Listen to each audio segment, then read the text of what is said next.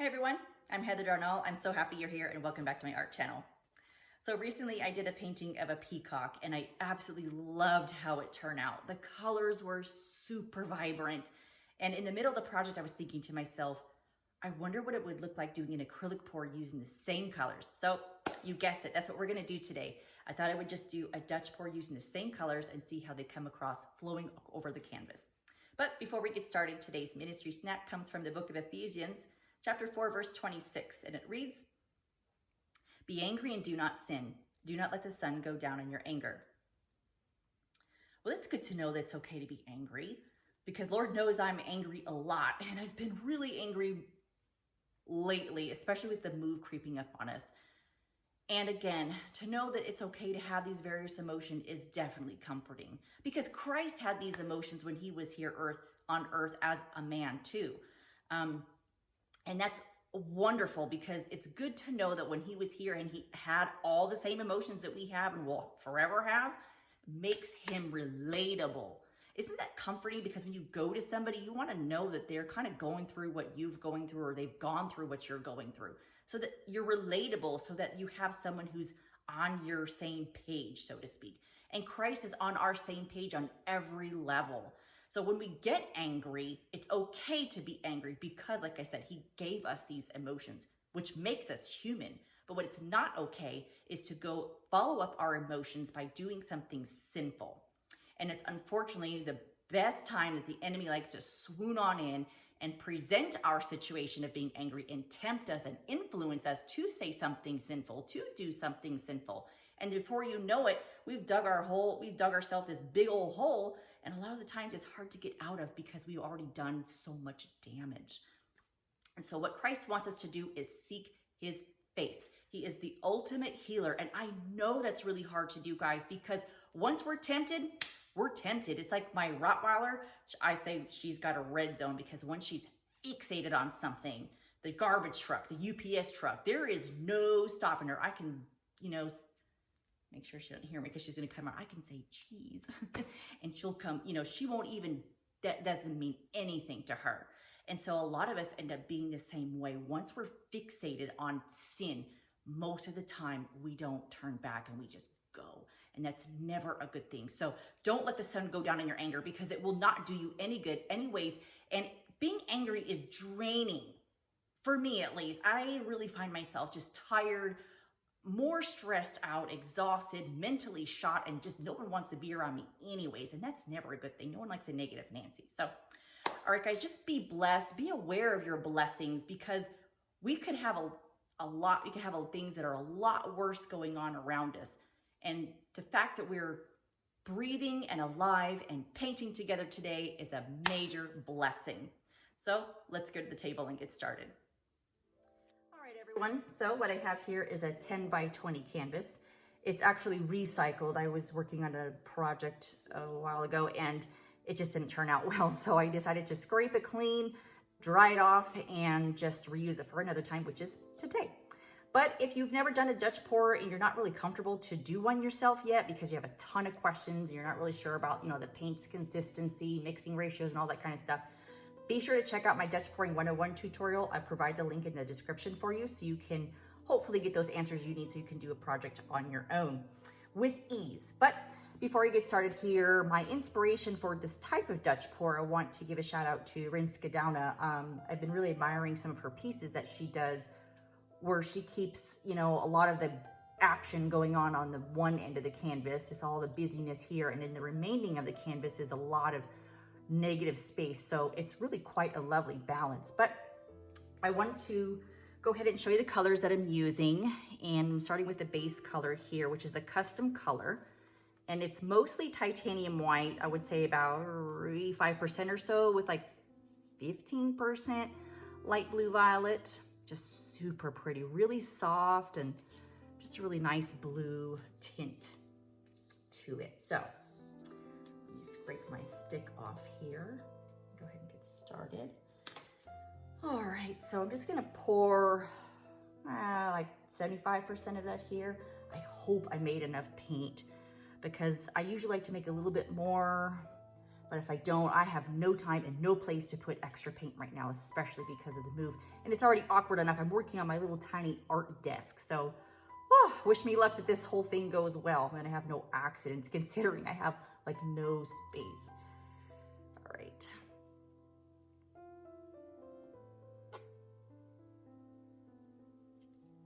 All right, I have just a little bit left. I did not do the sides. I might have to just paint that in with the brush. So I'm just gonna spread this. Okay.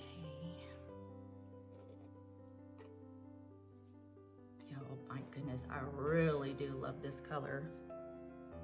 I think it definitely complements all of the peacock colors. Keeps it blue, but light enough that all the other colors will really still, you know, stand out. So, oh, actually, I might be good here. And the nice thing is these colors are very opaque, so, you know, I don't think I'd have to really worry about covering so much. I might just have to use my hands now, yeah. A little residual paint here. Get back up there. I'm gonna use all of you, because I'm in no position to be shortchanged at all. All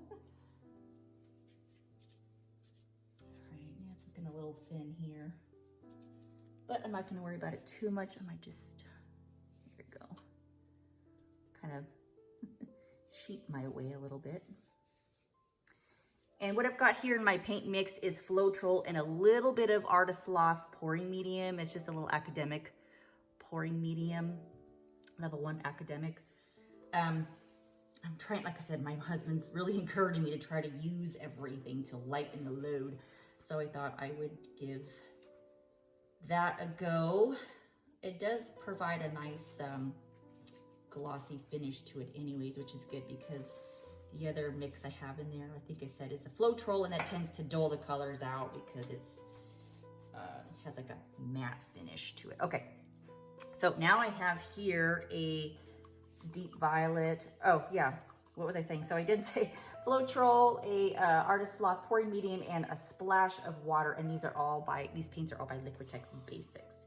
So this next color here is deep violet. I'm just gonna pour that. Then I have a lime green.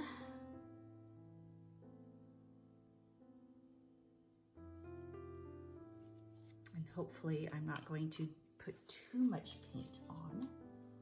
And I've got a Prussian blue hue.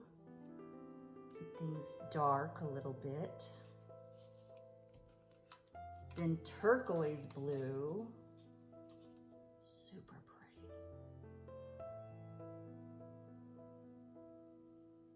I mean, talk about peacock colors for sure. Woo, just really pretty. Okay, and then I've got bronze for contrast. Let's see. All right. Let me scoot these back just a wee bit, like so. All right, so now what I'm gonna do is, oops, let me just pour a little bit right here so that the paints flow a little bit better. And going to torch it. See a lot of bubbles.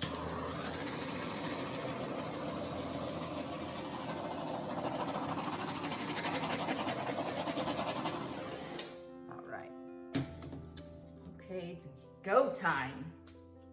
Of course, my blow dryer is not plugged in. There we go. Wasn't as prepared as I thought. Okay, so I'm gonna blow the colors down first, and then I'm gonna blow them upwards just a little bit. So here we go.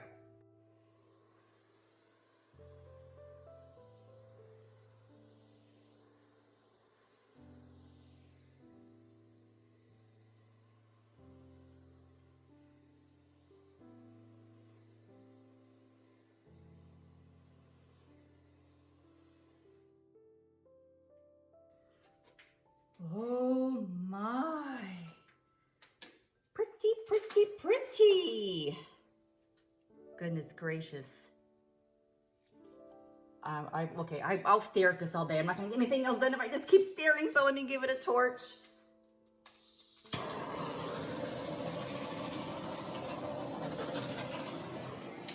All right.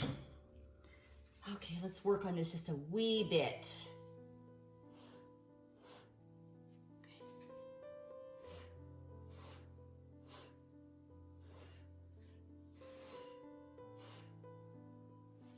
More colors coming through too. Oh my goodness. All right, let me see if I can.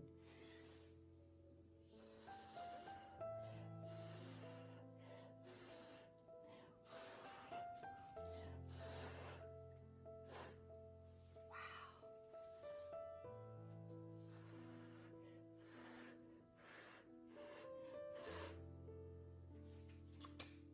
All right, I think I've got a little too much paint going on right there.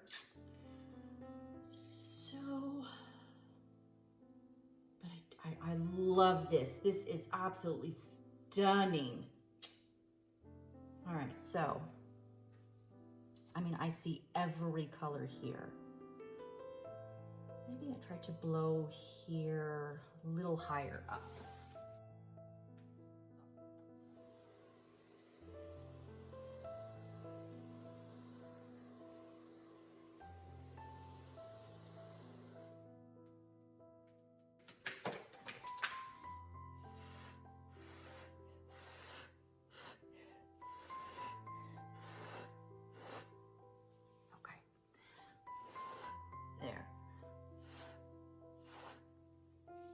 Soft.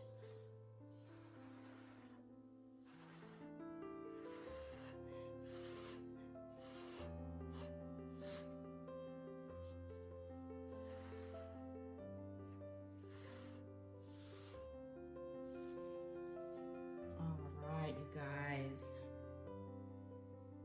Super pretty. I don't think I really want to touch anymore. It's just, it's so vibrant. Yeah, all right, let me bring you guys down for a close-up.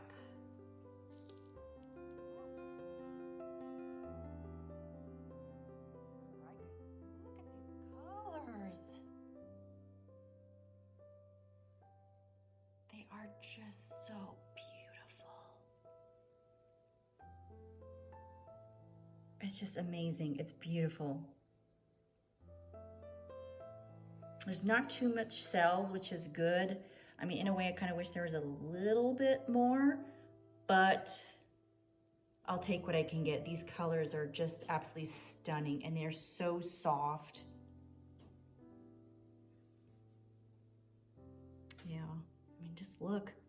There's like really, it's just hard to have like a favorite part, you know? Really cool. All right, let's stand by for the dried result.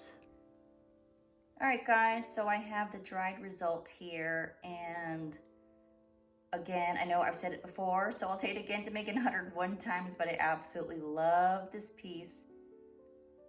Again, the only bummer that I have about it is just that I didn't get any more cell action out of it, but that is quite okay. I will take what I can get. And again, paint pouring really is just all about the element of surprise. You know, you just don't know what you're gonna get. I mean, seriously, if you wanna talk Forrest Gump, it's really a box of chocolates. You just don't know what you're gonna get.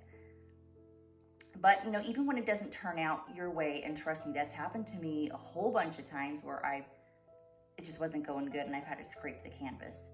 It really is frustrating. And you guys, to me, in my ears, I just hear dollar signs going in the toilet. But really, if you think about it, the overall picture and in hindsight, it's a learning experience, and that's priceless. You can't put a price tag on that because that keeps your creativity juices going. It keeps your ideas fresh. You learn, you learn how to work around it, and just, you know, like anything else, it takes practice and patience. It's just nice when, you know, you get a project that turns out quick. And this one was more of my quick projects. Because it just, you know, it could take 5 minutes, it could take 50. It just depends on how long you want to work on it. But anyway, so let me bring you down in here for a close-up so you can see the details. It was a little heavy in that bronze there, but I'm okay with that because there was really not a whole lot of it throughout the rest of the piece. So that little section just doesn't bother me. But I am also glad that I put this against a white background so that you can see the color difference in the base color that I made. Because I think if I left it on its own or without a white background, it would probably would still come out pretty white and still be kind of deceiving. So I wanted you to see that difference between the white and the little like blue tint, or I guess you could call it like powder blue or something, which is about, like I said, about 85% titanium white and about 15% the light blue violet. And for me, I think it was a better choice because it just keeps everything peacocked themed. I didn't want the white to wash anything out. But, all right guys, that's the end of this video. So let me know what you think. Put your thoughts or even questions in the comments for me. I'd love to hear from you. And if you like the video, you guys, please hit like and subscribe for me. And also don't forget about that notification button because you obviously you should know when, you know, a new video comes out. So that will do it for you. But more importantly, remember to thank God for this opportunity and always paint from the soul.